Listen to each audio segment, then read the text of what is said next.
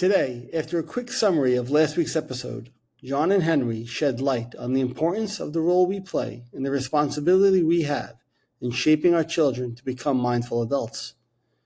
Children tend to mimic the authoritative figures in their lives. How we respond to life will be their first experience in learning about mindfully navigating their own. Whether you're a teacher, parent, coach, father, mother, etc., we have a great responsibility to the children in our lives. Ladies and gentlemen, welcome back to another episode of The Universal Lens. I am John Emilio. You know this guy. Yeah, for those of you that don't know me. Who doesn't know you? You've been around for 2 years, 94 episodes now with this one. You know, that's a mistake we make. Yes, I am Henry Beltra. That's a mistake? That's a mistake we make. So I'm gonna let you come back every week? Is that No, it's a mistake. And by the way, what I'm doing here is just looking in the mirror and what do you say? Sharpening our broadcasting tools. You went broadcast. Walter Cronkite. Good evening. This is John Emilio for 5 o'clock news. Ladies and gentlemen, welcome back. Tonight. No, sometimes Joe with sports. So sometimes in regular conversation, we feel as if they're following along and they watched all the other episodes that led to this one. Mm-hmm. But So, in like, reality, that's not the case. In reality, People hip hop and right. skip bitty bop bop bop back and forth. So what I see a lot of people do, especially a lot of podcasters, they kind of like, welcome to the show that mindfulness is front and center, and we're gonna take kind of like I don't know if you guys, whoever listened to last week's episode with our buddy Mike. That was my voice. No, it wasn't. This sounded like my voice. It did, but it was not your voice. I use technology. But it was AI. But man, that was close. So to Riverside, the company we use, that not host the platform where I do the editing. I wanted to mention it to you. So I figured, let me put something in the beginning of the show that kind of explains how we're kind of deviating a little bit from our normal kind of conversations, even though it ties into it, like everything always does. I said, but you know what? I was trying to record it myself. My dog kept barking. My wife was talking in the other room. I'm like, it says use AI. I go, I typed in the description. That guy sounds pretty good. And I threw it in there. We could do that every week. Like I could do that every week. I could put a clip. I know I know that you really care about this, but I could do that every week. Nice. I could put in today's episode, we discuss blah, blah, blah, blah, blah. And it sounds a little professional. We paid somebody to do it. But I swear to you, it sounded like my voice. It does sound like your voice. And I was better like, your voice than my voice. And I was like, whoa. You do not have that heavy New York accent that I do. What do you mean I don't have the heavy New York accent? What are you talking about? You can't fake this. This is original. OG. You need to grow up in the streets of Brooklyn to get that muffled, heavy, what'd you just say? Kind of voice. Somebody told me when I was in Florida, he goes, you're from Jersey? How come you don't have that accent? I'm like, thank you. Thank you very much. That's because you're not Italian. I think you got to be Jersey and Italian. Anyway, sorry about that. My phone just went off. I will shut that off. My bad. So anyway, welcome back, everybody. Last week, if you did listen, great episode with Michael Camarado. Michael, again, thank you for coming on, buddy. God. What a great! It's been well received. I've received a bunch of comments on it, and people really enjoyed the content. Especially people, believe it or not, I have a cousin of mine who's a very religious person, and she said it was one of her favorite episodes. It was great, right? And this is coming from somebody who is like religious, like religious, like anchored in, and the whole Psalms, and they're into the quotes from the Bible and all that stuff, which is phenomenal, and that's great. She enjoyed it. Like that, you would think that might turn. Because we didn't take the religious angle of it, even though we spoke of God and just knowing God. Like, we didn't take a churchy angle. I think it was a mindful angle. I think the trick is... Love you, San. Thanks for watching. I think the trick is that we didn't say our way is the way. We never said that. What we did was we gave every religion its reverence. Because what he's saying is there's a God. But we never said it's the Buddhist God. We never said the God. No, it doesn't make a difference. We gave reverence to every religion that's out there. Yes. And if you're watching it from your lens, which is, let's say, you're the Catholic lens, you're taking it in as, yes, both can help you arrive to a mindful place, right? The regular religious path, or let's say the spiritual, but not necessarily religious path, if you're a Catholic, you're watching this, you're just happy that nobody's negating your religion. Nobody's putting it down. Nobody's saying, well, it's less than. We do the opposite. And you notice we don't pick a religion. Like it could be anything. We just happen to be we were born Catholic. Think you were born Catholic as well. So it just happens to be we're born, but we give every religion its reverence, and let's say we acknowledge that you can get to a very mindful place with that structure. So I always point out the utility. If you find it useful. Right. I always point out the utility. Utility, yes. If it gave a utility, let's not get hung up on whether it's my God or it's your God. Or... I think that's one of the biggest issues in life in general today. Even religion aside, it's my way is the right way, your way is the wrong way, and like, where does all that always come from? My way is the right way. That's your identification with, I'm Roman Catholic, I'm Republican, I'm Italian, I'm this. We are better than. Right. Our way is the better way. Oh, they do it that way. And I always, just to echo exactly what you were saying, I love to say, it doesn't matter how you get there, but are you getting there? Are you working towards this? Are you implementing mindfulness in your Buddhist culture? Which, well, yeah, that one you would. But are you implementing mindfulness in your Jewish culture, in your Muslim culture, Episcopalian, Presbyterian, Protestant, Roman Catholic? I mean, the variations. Keep going. Yeah, it's Jehovah like at that point, it's like Gatorade. Yeah. They come in, it's like M&Ms. They come in 20 different colors. Right. So, but at the end of the day, the M&M is still a piece of chocolate, right? At the end of the day, whichever box you want to put yourself in, because there's utility in it to a certain extent, right? Especially if you don't attach and identify to the utility part of it, but you just use it as a means to experience something, then it's great. But it's at the end of the day, it's always that. The chocolate in the middle is always the same. Like we said last week, when Mike was talking, and I think I brought it up at some point in the episode, I said, we talked about the whole free will thing, right? We said, we said Jesus died to give us free will, right? And this is not a religious show, but Jesus died to give us free will. I said, yes. I go, but does anybody realize what he gave us free will to do? To choose. Free will to choose what? Not to follow God or be Roman Catholic or to be Catholic or to be Jewish. No. Is to choose, will you, using, whether you want to say your spirit, mindfulness, awareness, presence, whatever word you want to use, consciousness, do you use it? Once you have that and you're choosing, are you choosing properly? So if I'm aware and I'm still choosing, like I'm aware, I know what my mind's doing, I understand, and I choose to do the evil thing, let's just say, that is what I think like the message was. But when you have that awareness, it almost becomes difficult to do that because there's a knowing that that's not the right path, right? I think that's where the whole free will thing came from. But how it ties into mindfulness is amazing, right?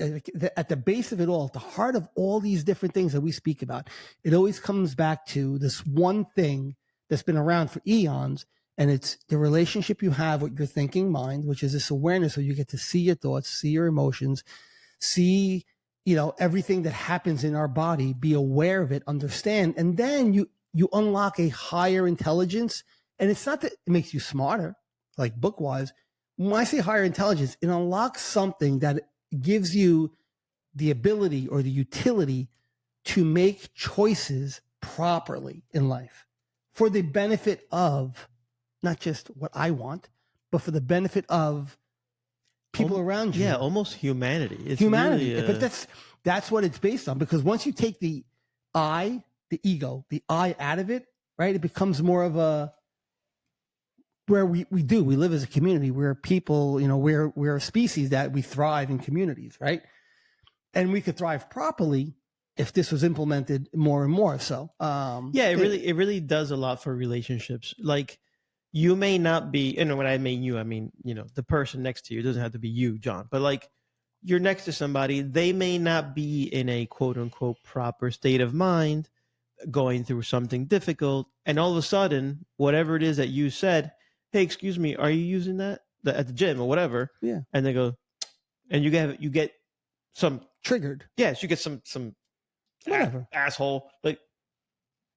So you have a choice right then and there. You being the mindful person, I think you already know what the answer should be or could be, but you also have a choice to give it the wrong answer and be like, "Fuck you talking about," and then you're off. Hey, you're defending. You start defending an identity instead Right. of What just happened here? The WWJD, which that was crazy. Like how that all ties into. We've been saying this for months. WWJD. So if you're aware, trust me, there is no manhood removed from you when you just turn to that person and be like, I'm sorry, I didn't mean. And you walk away and nothing happened. As long as I agree, as long as that person lay a hand on you, be like, okay, I got it. But walk away. Well, why would you need to feed that wolf? Why would you? The reason you'd want to do it is to defend your ego, defend your, like you said, you're attached to. You have this identity to this personality that you think is reality, but it's not.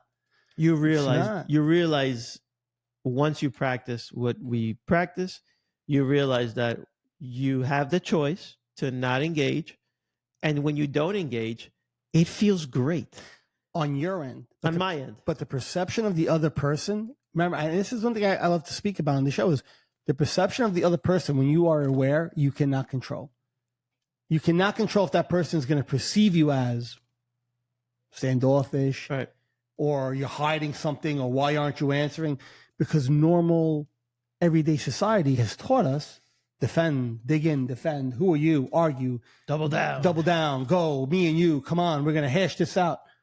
It becomes exhausting. The quintessential pissing match. Yeah, the pissing match, right? Which you know what you're really doing? You're just pissing in the wind. And what happens when you piss in the wind? I don't have to tell you. It goes on the other guy. Exactly. So it's futile on so many levels. And that's where this becomes such a, blessing, but whatever, such a beautiful thing to experience every day in life when you could walk away, like Henry just said, and be like, okay. Yeah. I didn't mean anything by it. That doesn't, but hold on. But that doesn't bother you? You're going to let him win? He's going to win like that? Okay. I'm like, my answer would be, win what? Win what? What do you mean win what? He's going to get like, he's right. Why should he, you're the mindful person. Why do you got to eat shit? Why are the one you got? I'm not eating anything, nor am I trying to win anything. I'm choosing my own peace and sanity to not engage in certain things that there is no benefit to engage. I'm not being attacked physically where I need to protect myself. Sticks and stones may break my bones, but names will never hurt me. Like, we were taught these things as kids, but we forget them. Like, but even that old saying, listen to what it means. Sticks and stones, yes, physical could break, but words, no, they're words. But we take those words and we make them what? Make them personal. Well, they become our identity. Because we get triggered. Somebody says something and we become triggered by it, right? And we react to it, and we have to defend our stance, and we have to defend our right to be right, and we have to defend our point of view. But we're brought up in a society where that's the norm. That's the issue. We have a society where the norm is to argue and defend. From our government to even religions, it's argue and defend, argue and defend. But what are we arguing and what are we defending? At the end of the day, we all inhabit the same freaking rock that's floating around. Yeah, well, you're going deep, yeah. But like, if we're debating a point, you could have a conversation, right? You could debate, and you could debate with facts and all that stuff. How many people actually do that? The minute the debate starts turning personal insults and things like that, that's when you have to. So let me ask you a question. Put it down. How many debates have you had recently? Where the question answers itself. Yeah, exactly. Yeah. So how many debates have you had out there where the other person did not take it personal and did not try to, no, it must be, you're wrong. You don't, them, they, it, her, she, them, all of that. That's why I don't get into many debates, because there's not, besides the guy to my right, and maybe like 2, 3 more people. There's people I would love to have conversations with, but they're too popular and I can't get in touch with them. There's people get in line. besides maybe there's a handful. My wife. I mean, it's like my kids are young, but they kind of maybe get it. Like, there's not many people who I know in my life.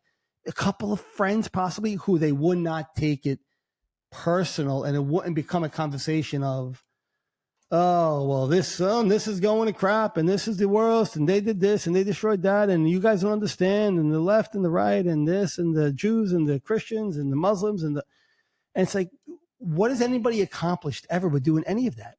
Nothing. So imagine having a debate with somebody where you could actually speak. By the way, this is what a debate was supposed to be, where we could change ideas, but I'm going to actually see your point of view, and I might find this word's going to be so played out by the end of the show, utility in your point of view. I'll be like, you can say usefulness. We'll switch it up.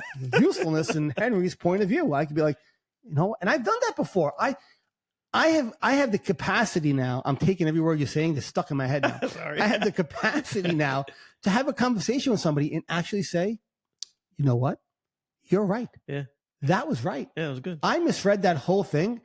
My bad. You're right in that statement that you made. It should have been that way. We should have done whatever. I learned something today. That's great.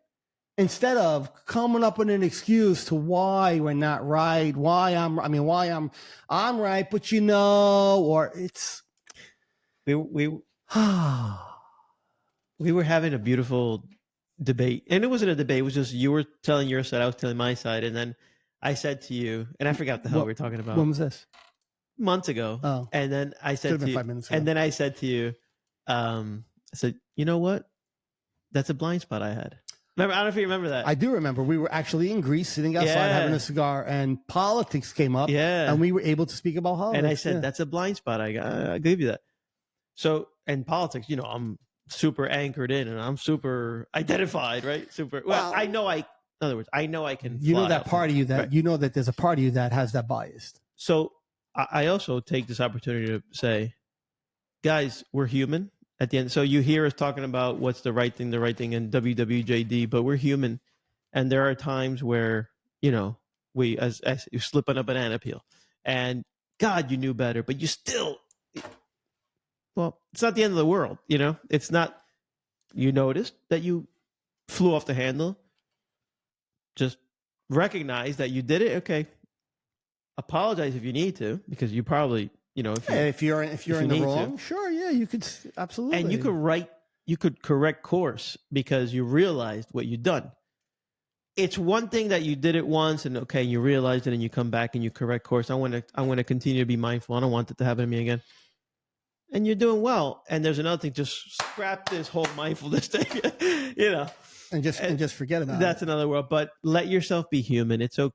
If you make a mistake, I the guy you see here every week in, week out, I told you, I got mad at that guy at the car dealer when I came back and my car was broken into. I actually went to that car dealer, but yeah, go ahead. And I serviced my truck there afterwards. Did you? Yeah. I had a choice. You know what I mean? Like I had a choice, and I think although it's true, a lot of bad stuff happened to me.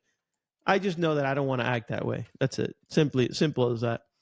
So I auto-critique myself, and but again, we don't beat ourselves up for being human, right? Yeah. No matter what we try to say, we are still human beings, and to be human, right, is to err, right? To be human is to err, and because we're imperfect as human beings, we're imperfect. We can never be. Perfection isn't human. It's not. It's not an achievable trait. Our conversation last week, yes, how the human is built and how it works. There's probably a perfect code, what we call it, maybe DNA, that makes it all happen. DNA is more kind of our look, structure. It's more our makeup, but still, the code that makes us. Okay, that might be a perfect code, but when it's all put together, we're not perfect. No, nor are we meant to be perfect. So don't beat yourself up if you're trying to live a mindful life and you slip once in a while. When you slip, we were talking about this in my garage before the show started. It's. Do you use it as a time to learn and grow, or do you use it and make an excuse for it and just try to and brush it under the table? No, realize if you're a mindful and an aware person, you will see your blind spots. You will see your bias. You will see when you react instead of respond to something. You will see when you let an emotion grab you and take you for a ride. You will see when a thought comes in and takes off on you and takes you down a rabbit hole. You will be aware. You will know those things are happening to you. You will understand that they're happening to you, and you could correct course right there, right? It's shifting. Correct course. So I love the word you shift, right? I shift. My perception changes. I shift from my mind's taking me, oh, wait a second. And I could, and the shift isn't like, no, the shift is just, it's so soft and so subtle. It doesn't feel, the act itself doesn't feel exhausting to do it. Not to say the emotion goes away right away, because it always doesn't, but you shift and you're able to focus where you want to focus. There's so much utility in this. There is so much about it. We were actually at Columbus. Yeah, Columbus School. Elementary School. Columbus Elementary Ramblers. School. Carteret Ramblers. Columbus Ramblers. Yeah, but from that school, but so in Carteret. Yeah. It was elementary school, and we gave a talk to teachers. Whoever follows us probably saw the post on Facebook and Instagram that we had, and we gave a talk to teachers a couple of weeks ago. And I mean, for us, I thought it was an amazing experience, because you actually, I'm sure Henry did too. There was connection eye to eye, and there were people who were really like, hey, that makes sense. We were talking about how to deal with stress, and how to, stress isn't yours. It's your relationship with what's actually happening. It's how you're relating to that event. And are you taking that event and making it something personal, or are you treating it just as an event and having that awareness and that ability to see it, take a breath? And we said, what? Step, right? Somebody comes up to you aggressively. React or respond. Take a breath, count to 5 in your mind, and watch as the emotion will come up, and then watch it float away. And it was great, because I actually saw a couple of teachers were like, and again, not all of them are going to get it. Some of them were probably like, who are these quacks? But, for the handful that kind of were like, hey, listen, that was great talk. I really appreciate it. That was awesome. I'm going to look into that a little bit more. I saw people writing down stuff, like when we gave the name of the books and stuff, and the name of the show. And I learned so much. Yeah. I learned so much. It was a great experience. Yeah, I learned so much about ourselves, about, how we can further help, how we can further, bring it to real life, not just, digital world, bring it to real life. And it was so rewarding. But I also realized that mindfulness, I think our slogan is "Mama, make America mindful again." So if you go by that slogan, we're ready to talk mindfulness at 2 a.m. when you wake me up in the middle of the night. You know what I mean? Like, we're ready to go. So if that's our slogan, that's what we do. I learned so much by doing this, basically what we do here in person. It's kind of what we did. It was a great experience. It was great to experience it really like that, because I've never really, I've done, a boatload of one-on-ones with people, but I've never done like to a group setting like that. I've given a talk in front of people, but nothing to do with mindfulness. I had to do OCD, but I've never spoken about mindfulness in a group setting, and it was nerve-wracking. Like, my mind was hoping it would get canceled to the last second. Like, my mind was like, I don't want to do this. Like, if they canceled, I'd be okay. But I knew I wanted to, so I would just thank my mind, and I, was like, all right, let's go. Come on, we're gonna go. Okay, we're gonna do it. We grew that day, because we showed ourselves that we are so passionate about this that you can throw us in any setting, anywhere. If the audience is willing to listen, we're ready to deliver the message, and we can deliver it well, and we can hold an audience. And it was great. Yeah, it was great. I thought it was a super. We'll see if that parlays into other stuff. Right. That'd be great. What I was getting at was how we don't ask much of people in terms of mindfulness. So I told you my stages of the butterfly, where once I realized how great mindfulness was, I want to push it. And you're like, all right, you're annoying. It's normal, right? You're sticking a square peg in a round hole. Yeah, it's not going to work. So then I said, all right, well, this is the soft approach: is play, podcasts like ours in the background. Don't even pay attention to it. Just let it play in the background. Yeah, it is seeping into the subconscious, and your subconscious will go to work. And some things are sticking, although you think it's not, but it is. Okay, there's that. But I realized that there has to be not only a little bit of willingness, but a little bit of practice. No, a lot of practice. Right? Yeah, you got to practice. It's almost like you can't expect for osmosis to just take care of it, because there is a growing that you do as a person that you need to go through, because that's how you recognize I changed. That's how you recognize I am. You've grown. That's right. You implement it. It's because you'll be faced with different things, different challenges that life may throw at you, and you'll be responding to these differently, and you'll notice. And when you notice, like, wow, I actually responded to that differently.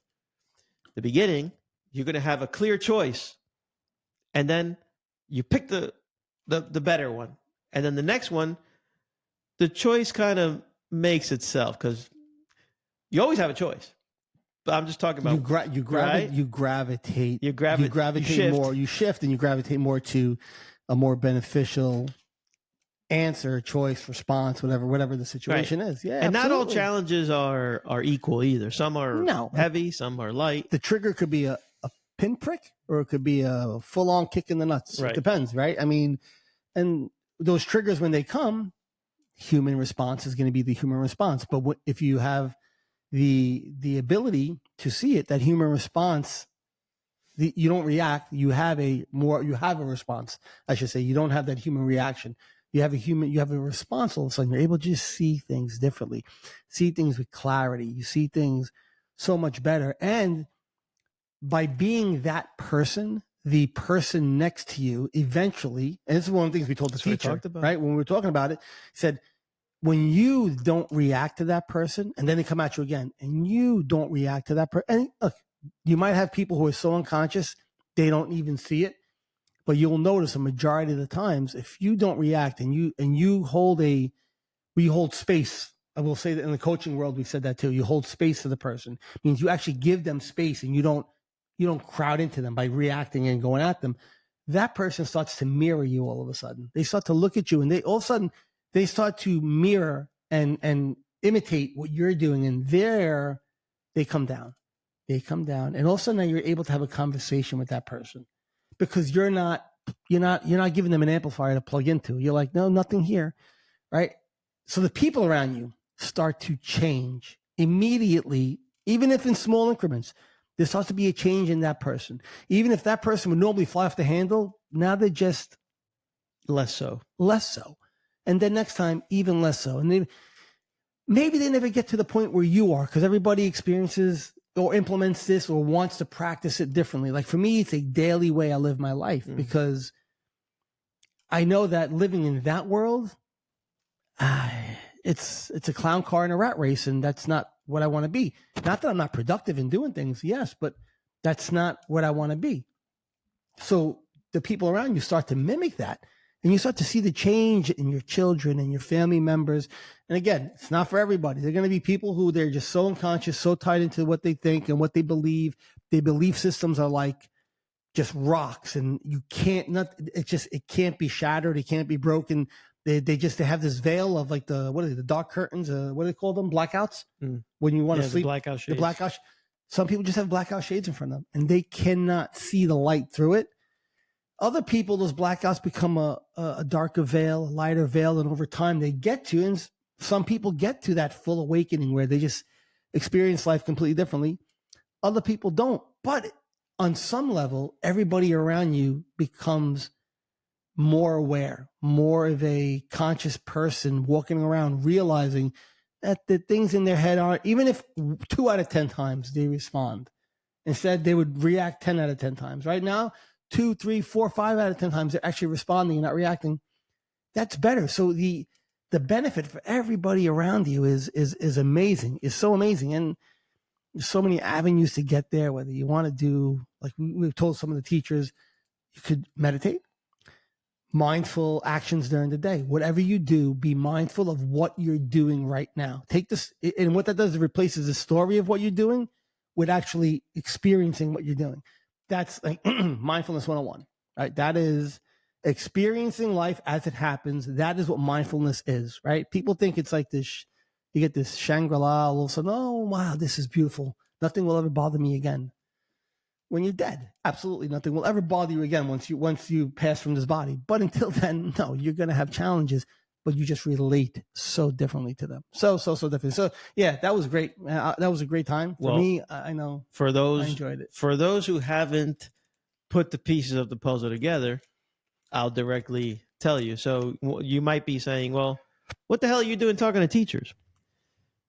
Well, we've said in the show, we've always said, imagine this skill in the hands of children, kids growing up. So we were 40 something when we stumbled upon it, but imagine stumbling upon this when you're 6, 7, 8, 9, 10 years old. To the capacity that you could understand it, yes. But imagine starting then and not at 40 something. No, and I get it. We went knee deep. We went in deeper than most people care to go. That's fine. But all you mentioned before, once you start becoming a mirror, people around you start to change. So we didn't know. So when we were first trying to say, how do we get this in the hands of children? So remember, we went through a phase of, well, we'll talk to the kids. And we're like, well, we don't know how to talk to the kids. Yeah, you can't hold their attention. But you know what? What if we talk to the teachers? Okay. And that's a starting point. And the teacher has to be willing. If the teacher's willing, we spoke directly to the teachers and we painted a picture where we're able to give them these examples of how when you are mindful and you are in the middle of responding and not reacting, even the person across from you is impressed that you responded and not reacted, and maybe a little bit like perplexed.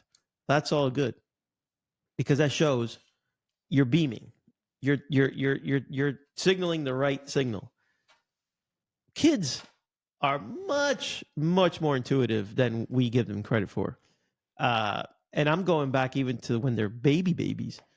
So school age kids are very intuitive. They're very aware. They perceive things. Not every child is the same, but they can perceive the energy you're putting out. Sure.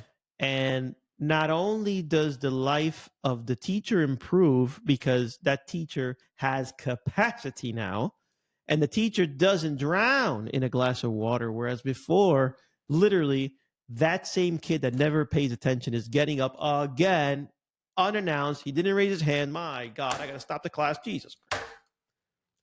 Even the way you handle that is going to be different. When you go home, you're going to apply the same skills. So your relationship with your partner is going to be different. Relationship with your children may be different. Relationship with the people you meet at the store.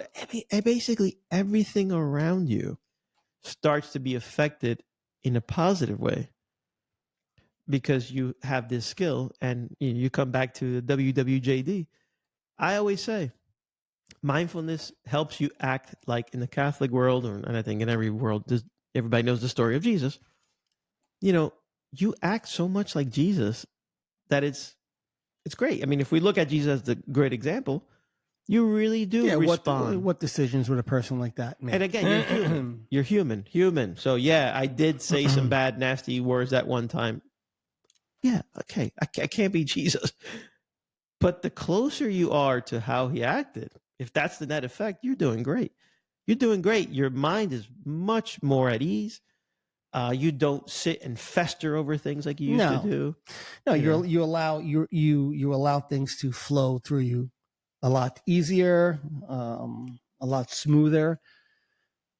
But getting back to what you're saying about the kids, once we realized, and we discussed, as like Henry said, we discussed a little bit, and we're like, wow, talking to the children, I'm like, they don't have the ability yet to grasp what this is at 6 or 7. We can't stop telling them. And you can't react. Yeah, it would be I think too much because their minds are still forming, right? Their frontal lobes and all that. It's still actually their intelligent mind, human mind, is still growing and forming neural pathways.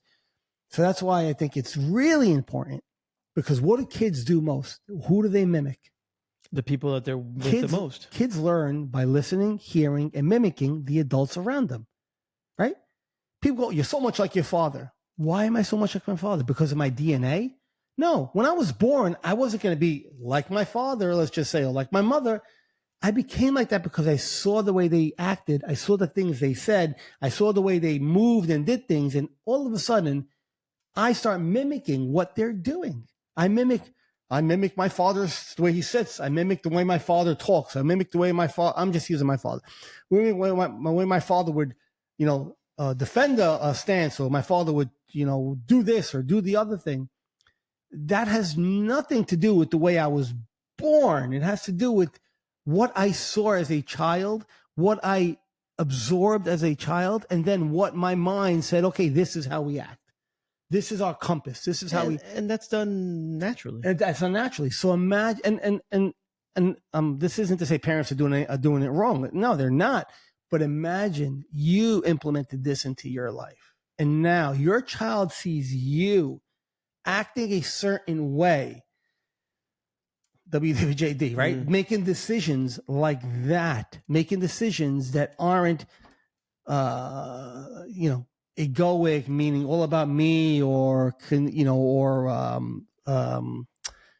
what's the word I'm looking for? Self-interest, right? But making decisions more for the betterment of a situation, right? And they're like, wow, look at the way my dad just reacted to that, responded to that. He could have lost his shit with that guy, but he didn't. And here's a 7-year-old kid looking at his father, let's just say, at a sporting event, and the dad's flying off the fucking handle on the sidelines. What sporting event have you been to? I've never seen that before. Baseball. So, and the dad's going fucking nuts on the sidelines. And maybe I was one of those dads when my kid was young. I don't remember. Yeah, we were blind. So, right? We were blind back then. But imagine you're not, and the kid's sitting there and he sees his dad reacting a different way. I keep saying reacting, responding a different way. Okay. Wow. Look, my father didn't lose his crap with that. He's talking to this man. So that's what we do. We speak to people and we have intelligent conversations and try to come to a resolution. We don't just scream at a guy and call him a fat bum and, try to punch him in the face because he did something. Oh, well, look at the way my mom's acting. Look at that. Look how she's helping that person. Look, she stopped doing what she was doing to help that old lady over there. Wow, look how she's helping this person, or whatever it might be. Well, look how they're having this conversation. Look how she's speaking to me. And as I'm having a problem, I'm speaking to my parents, and they're not, you must do what I do. Don't do what I say, not as I do. I used to love this. You do what as I say, not as I do. Guys, that is the worst. I'm sorry if I'm offending anybody. Actually, I'm not, because if your motto is do as I say, not as I do, what are you teaching a child? I'm sure people are aware. Well, they're aware. That's why they're saying what they're saying. They're fully aware. You know what? That's true. They are. So if you're going to sit there and be a parent who says, do as I say, not as I do, time out. Do you want your kid to grow up to be like, do what I say, not as I? How about the doing is the action the child sees, and the doing is the action the child mimics as they get older. Yeah. Right? Yeah. So, and by the way, you're not going to be perfect. No, but it's not about being perfect. If you're aware, you start changing. You start shifting. And the children, whether you're a parent, a teacher, a coach, whatever position of authority you're in over children, you have the ability to shape their minds to understand this without even telling them what it is. So you could grow a mindful child without sitting there and telling them who Eckhart Tolle or Sadhguru or Buddha or Ram Dass or the Universal Lens, John and Millia and Henry Belcher, who they were. Like, you don't have to explain, and you don't have to sit there and go, well, acceptance commitment therapy, you live your life by your values. You could show them that by the way you act every day in life, whether you're a parent of a low-income household or a parent of an upper-middle-class household, or you're filthy friggin' rich. You could still show your child that the utility in this. And you bring up, now you plant a seed and you watch that seed grow from a little seedling. Over time, it becomes this beautiful tree. But by the time it becomes a tree, it's deep rooted. It understands. It sees life completely differently. Instead of this poor tree having to try to fight to understand how it must grow properly when they get older. Like we have that ability and that chance now. For us, it came later in life, but I think we've done a good job of implementing that into our children's lives and our families' lives and people around us. So people out there, like, that's why we did it with the teachers. It wasn't because, we want to talk to teachers because we want to become popular. This is what we want our business to be. No, because we know that if those teachers understand this even that much, more than they did, but when they might have understood it this much when we got in, Maybe they understand that this much now after they left. How much better? One of those teachers might have had an incident in the last 2 weeks where they were like, and all of a sudden there's a different response there, right? So, I mean, that's the beauty of it. That's how, I know a lot of spiritual teachers say it should be implemented in schools, and it should be. Mindfulness, I think, should be a course where they could have teachers do exercises. That's a great way for kids to understand this, right? Because what do they do when they see an exercise? Again, they're watching and they're interacting with something. They're not sitting here reading a book, right? They're not going to sit and read a book. Yeah. They're not going to sit and read a book. Especially today. Exactly. But how beautiful would it be to have that ability to do that? And the thing that baffles me is we have that on a daily basis, the ability to mold our children to be better human beings. And that doesn't mean, by the way, that you're not motivated, you're not determined, you don't have goals in life, that you can't shoot for the stars, have a North Star, whatever word you want to use. You can have all that stuff, but you do it from a mindful point of view. You do it understanding that there's bigger things in life than just you and the way it's you and your ego. You and your ego. It's more to that. And I honestly say, I think a child has, I'm going to use this word again, the capacity for that kid to reach the stars, ultimate goal, whatever it might be, right? The chances exponentially grow for that child to become more successful in life in general because of this, because it allows them, what do they say? Like human beings only use 10% of them, whatever. I heard something like that. I don't think that's scientific at all, but let's just say, right? Human beings use this much of them on. I honestly believe this gives you the capacity to unlock, not intelligence wise, like I know more, unlock the ability to use more of this computing power properly and not have it wasted on the anxieties, the worries, the doubts, the fears, the I must, I should, I have to, I can, I won't, whatever those stories are, they become secondary and you're able to refocus all that energy onto things that are proper. So imagine a kid going to college who's dealing with something now, and now he has the ability to implement this. I actually was speaking to a college student this Sunday. I had a conversation with a college student who's been struggling a little bit. So I spoke to him, and very intelligent kid, like book-wise, very intelligent kid. And he understood as I was going through stuff with him, wow, I never saw it that way. I didn't understand that it is a story in my head per se, that I don't have to, I could choose to do something I value and care about. So imagine that we have more and more children who understand that, who stresses of life are going to be there, but we don't absorb them and make it ours. We have now the ability, I can only juggle 2 balls. Wait a second. I could juggle 3, 4, 10, 12. Oh, 1 fell. Okay. And I could do it. Why? Because I'm not attaching to any of them. Like there are things that I want to do and I'm going to give them my effort, but they're not the end. None of them is the end of the world because none of them is what my mind says that they have to be. Okay, I'm done. I'm going upstairs. That was like a 10-minute rant. I'm sorry. Well, no, it wasn't a rant. And we, like I said over there in the school, and I say all the time, we add our little flair to mindfulness. We, like for example, the whole curating the subconscious. I love that. You have the best words, curating. Yeah, and it's true. Nobody's ever your said vocabulary. That. Yeah, I use very layman language. So I'm going to tie in the 2 things. So in my house, as I explained that day, my wife is not on the same path we are, let's say, right? I love you. I'm sure your wife is not on the same path. I love you, Erica. So, however, it is clearly she's seeing the guideposts. She's absolutely seeing the mirror. She's absolutely changed. So the other day she comes home and she heard a very tragic story. And I remember. And for me, no. I'll no. I'm not gonna, because this is the point of the story. Very tragic story, and I don't know. I have a thing with children where I can't see a child get hurt. I can't. It really affects me. Of course, children affects me. When you hurt a child, it really affects me differently. I can't handle that well, but that's okay. I handle it better now with mindfulness. But she comes home and she says, I heard this horrible story. I'm not even going to tell you because I don't want to repeat it. If I came home and I said to my wife, oh, I heard this horrible story, but it's so tragic, I don't even want to repeat it. The point of me telling you is that, this person is very distraught. My wife would wring my neck if I don't tell her the story. Now I need to know. Right. What do you think my response to her was? Good. Don't put it out anymore. That's it. What's the point? That's it. Unless it's something actively, listen, I heard this, we could do this, we could help them, we could get them this, I heard that.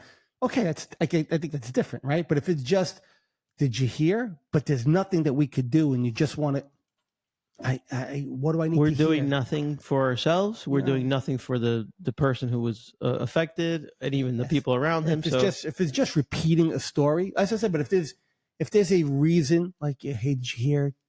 Blah blah blah's house burnt down, and we're going to take up a collection. Maybe Henry, do we have any sheets? Remember those things that we were going to throw away? Where are they? That's right. Yeah, right. That's completely different. We're not saying like, don't come home and tell us if something bad happened, but what's the point of what you're about to tell me? Right.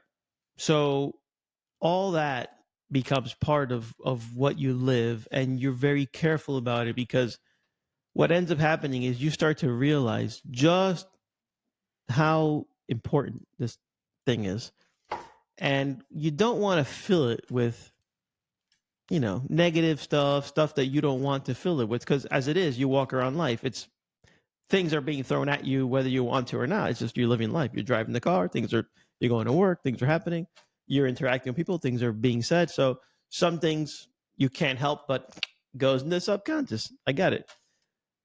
But props to my wife for knowing she was about to repeat a story that was very bad, and had a very grim ending, and it was doing nobody any benefit. Yeah, there was no zero reason other than a wife telling a husband just things that happen at work. But she was mindful enough to not go into just this happened at work. That's it.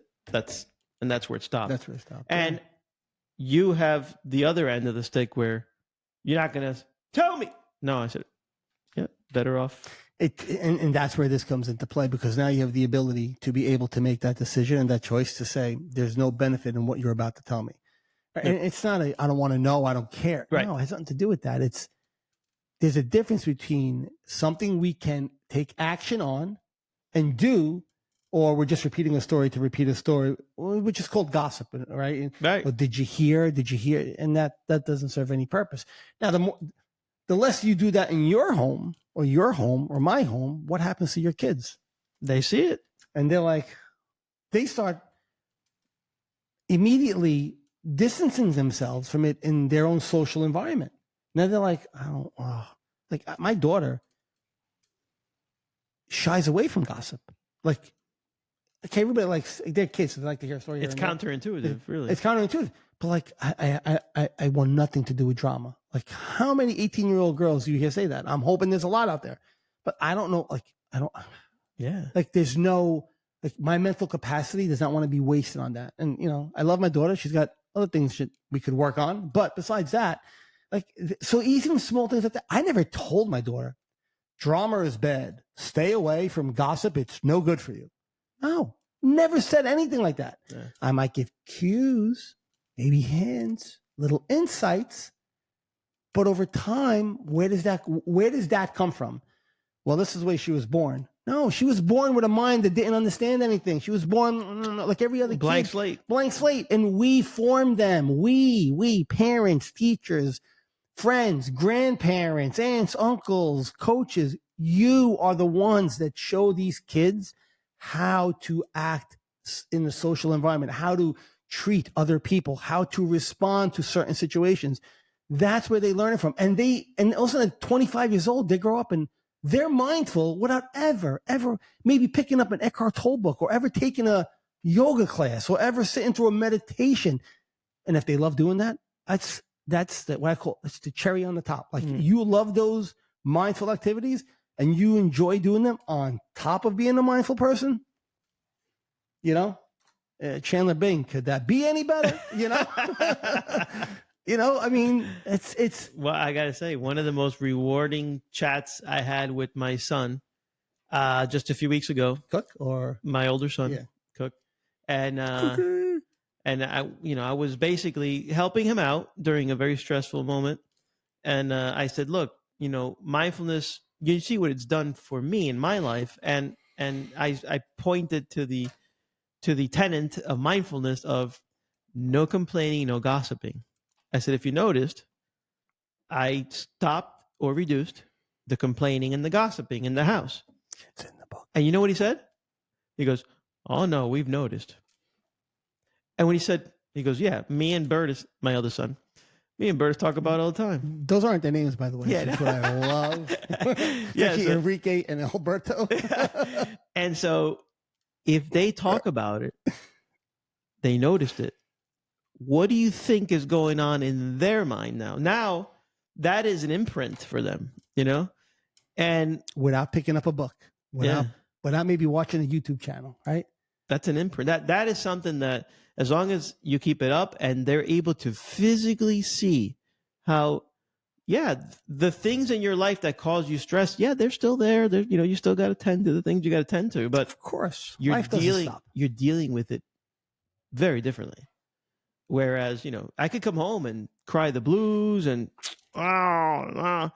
as used to, because that was my reaction. That wasn't my response. My reaction to any, stress, whatever stress, something that would provoke stress, would be a reaction. Yeah. If you have anybody out there, like I know I have a couple of friends who you look at them and you go, by nature, these people are very reserved, very calm, very mindful people. And you ask them, and this isn't for everybody, and I'm not trying to paint the stereotype here and say it's 100%. But if you ask them, I would bet my bottom dollar that a majority of them would say, my parents were, they didn't fight, they didn't argue, they didn't complain about stuff. They did what they had to do. They were very, without maybe even using the word mindful or conscious or aware, just other language, but they lived that code, that practice was there already. And that's why that person's like that. Now, again, it's not for everybody. Certain people, neural pathways are what they are. Maybe even at home, it might be like that, but their social environment outside or at work might be a little bit toxic. And depending on the person themselves, how they attach or identify with one or the other, it varies. But like I would bet most of those people, you'll get one, maybe, or both of those parents, they grew up in a household that had that kind of feel to it already, right? Has to be. So the point is, again, not 100%, but how do the chances exponentially grow if us as adults, no matter what capacity we take as an adult, what profession it is, whether it's the role of a parent, whatever, yada, yada, yada, teacher, coach, whatever it might be, priest, whatever it might be, right? If you have the ability to reach children and be that for that child, you give that child such a head start on being able to navigate life with less anxiety, less stress, because they don't make the anxieties and the stresses that life is going to present on its own. Like Artolo always says, he goes, everything's great right now. Life is good. Just wait. And he's not saying that doom and gloom, but life is going to say fastball, fastball, curveball, fastball, curveball, curveball, curveball. How many curveballs? Curveball, fastball. Wait till you get the pitch that hits you. Wait, and then you get the one between. Then you get the one that goes fastball up and in, boom. So that's gonna happen. But if you have the capacity, if you give the children that ability by being that person for them, now when that fastball's coming at their head, they're gonna see it coming in slow motion, and they're gonna be able to go, oh, look at that. Right? And it's going to float by. You give them that ability. So how do you teach a kid to be mindful? You have to be mindful. You have to live a mindful life. Be a mirror for them, right? And they will see in you what they want to be, because you're going to be that reflection for them. Like, so that's why I said when we were talking before, how many people always say, it's very big in the Italians, he's just like his father. I mean, maybe it's big in every, Pretty culture. much, Yeah. He's just like his father. You're just like your mother. Oh, your mother she was a feisty one too. She bitched and moaned and she complained. She had to have her way. You're thick-headed just like your father. It's your way or the highway. I was told as a kid, my father was my way or the highway. Do you know, I took the sign down. In my garage, there used to be a sign. that said on top of the door before you came in my house, my way, and then it said my way, this way, highway, that way. I thought that's how it had to be, my way or the highway. Like when this all started with me, one of the first things I did when I noticed that sign was up there, I went and took it down because it's not my way or the highway. Right. I would be a hypocrite if I left that sign up. Meanwhile, I'm doing a show, or and this was before the show, but if I'm living this life. So I adopted that because that was what, the way my father was. And he's a great man. I love my father to death. He never mistreated us, beautiful father, whatever. But that stern, that was what he was taught from his father. That's right. Not for any reason because my dad was, you're a bad man, I got that issues. No. He parented honestly. My father taught the way he was taught. So if my grandfather was a mindful person, and my grandfather too was a very loving, nice man. But again, iron fist. If you don't rule your house, an iron fist. Everybody's out of control. And hell no. And hell, that's it. In my house, we do things my way. Exactly. That's it. So when my father learned the same thing, very stoic. Okay. There's a utility for that, I guess, if we're in war, but we're not in the house. So he taught the same way. For me, as much as I adopted that, it did me a lot more harm in the long run than anything else because I didn't gravitate to that. Like I was looking for the real mindful. Like that's what I was looking for without knowing it. And it wasn't really there because loving great parents, super love, like would jump in front of a train for me, gave me everything I ever needed in life. Right. Awesome. But that wasn't there. Very religious, it was a different structure. So that's what I grew up with. And they came to a point where I'm like this. I go, it's not meshing. I'm not jiving. It's not jiving. It was like two magnets and they would pop, pop, pop, pop, pop. I wasn't attracted to that anymore because I noticed it was something different. So you have the ability to be that for your child and maybe give them a head start where they don't have to deal with certain things, where they could navigate those things when they happen. And you know what you said? You said something. Love you, mom and dad. And you said something in passing too that if you're not paying attention, you'll gloss over it. But this is huge. It's one of the biggest things you did, and I don't think you realize just how big it is. You took down that sign, and so that's taking down that sign is not just. I don't want to be a hypocrite. Yeah. But taking down that sign is the curating your subconscious. Oh, yeah, absolutely. So if anything, now you're very conscious of the signs that you would put up and the message you do want to portray. Check in my foyer what it says now. There's a new sign in my foyer, big one. But you understand? So that's great. I agree with that 100%. As a matter of fact, I hope my new client is listening. I have a new client. Hello, Michelle and Robert. I hope Enrique Beltra, Weichert Realtors. That's right. I am a realtor, and I have the pleasure of meeting new people, a lot. And I met this great couple, and their Aunt Jamie. So Aunt Jamie comes out of the car, and I didn't say this to anybody. This is me saying it for the first time to anybody else right now.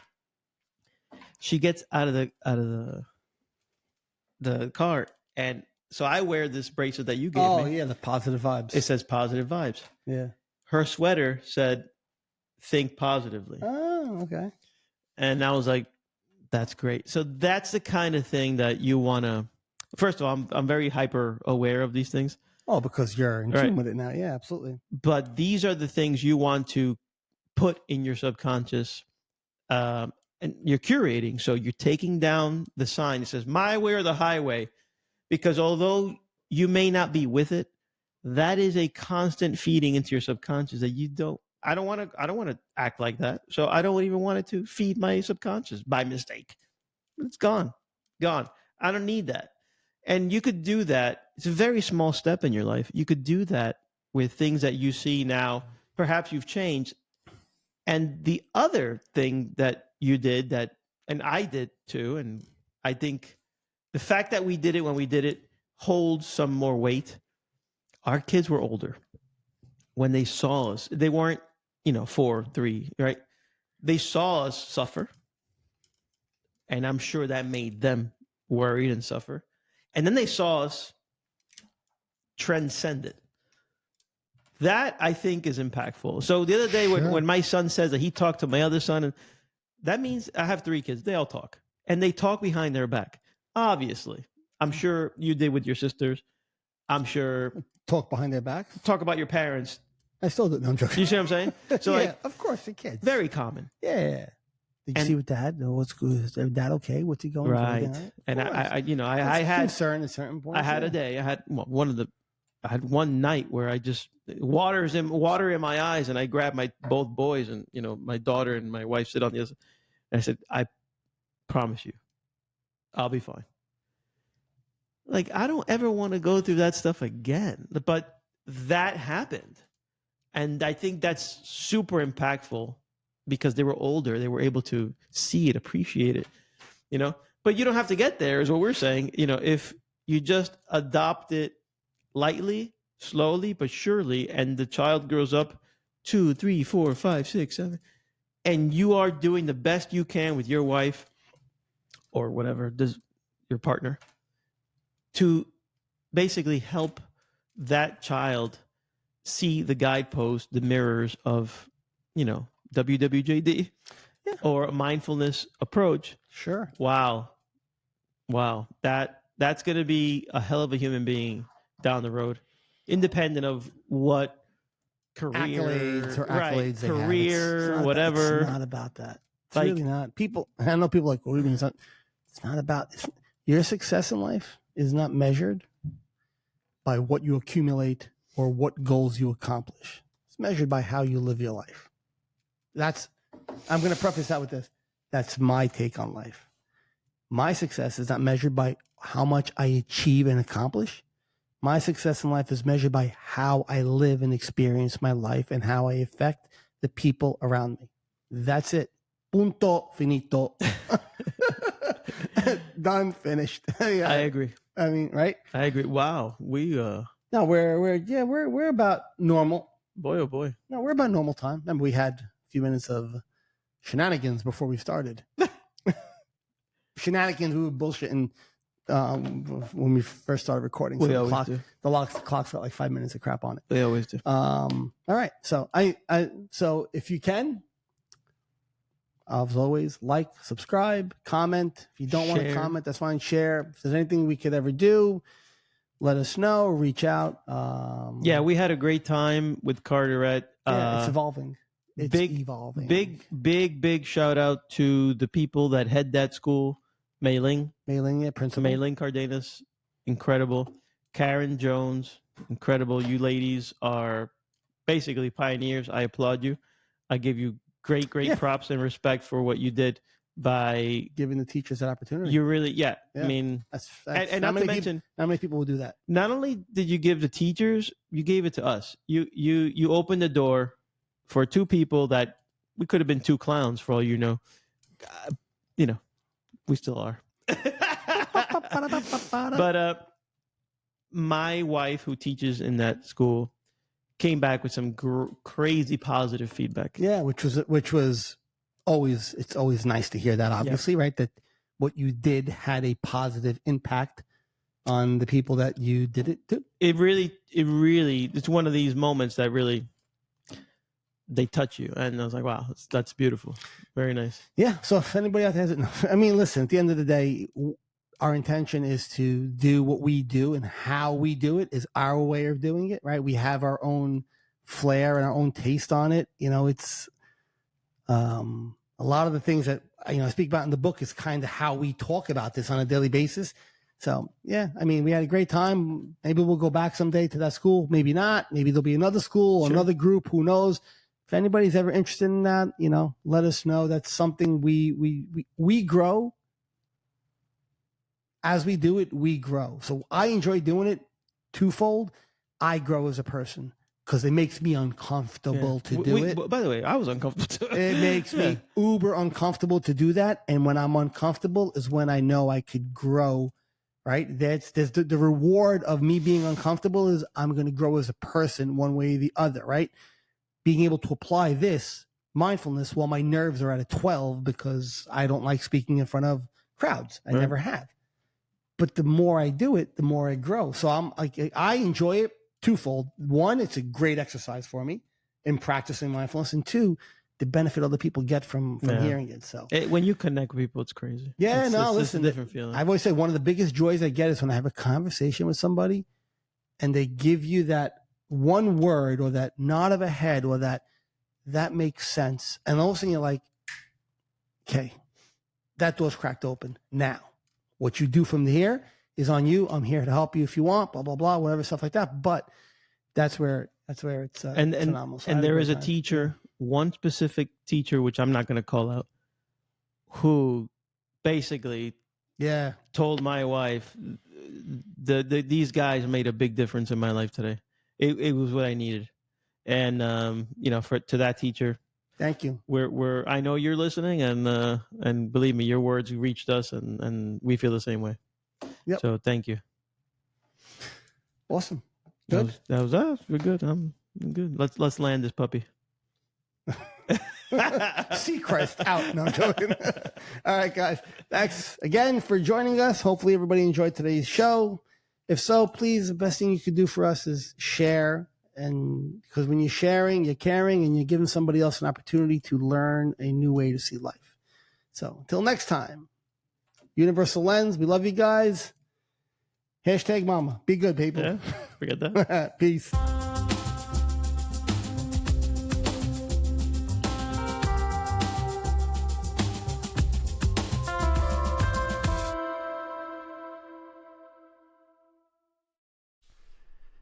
The insights and discussions that we speak about on our show are our own opinions and based on our life experiences. If you or someone in your family or someone you know is suffering and in need of help, please get them that help through medical attention or seeking proper therapy. Again, what we speak about are based on our experiences and not intended to be taken as a form of therapy. Thank you.